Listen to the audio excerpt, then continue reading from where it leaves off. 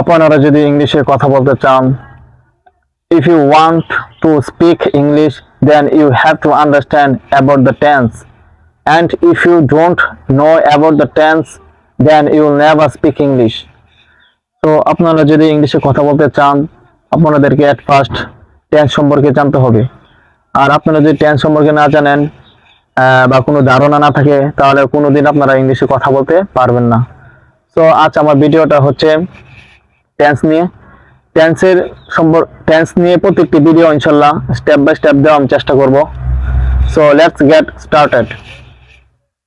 Tense তিন প্রকার, যথা প্রেজেন্ট টেন্স বর্তমানকাল, পাস্ট টেন্স অতীতকাল, ফিউচার টেন্স ভবিষ্যৎকাল। প্রেজেন্ট টেন্স ভার্ব এর কাজ যখন বর্তমান সময়কে নির্দেশ করে, তখন তাকে প্রেজেন্ট টেন্স বলে। যেমন আমি ফুটবল খেলি, আই প্লে ফুটবল। আমি ভাত খাই, আই ইট রাইস।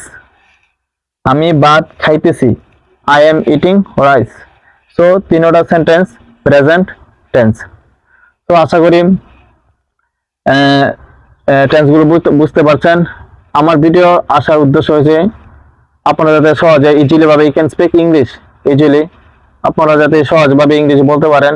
তো প্রত্যেকটি ভিডিও আমার থাকবে, আশা করি ইনশাল্লাহ ভিডিওগুলি দেখবেন। আল্লাহ হাফেজ।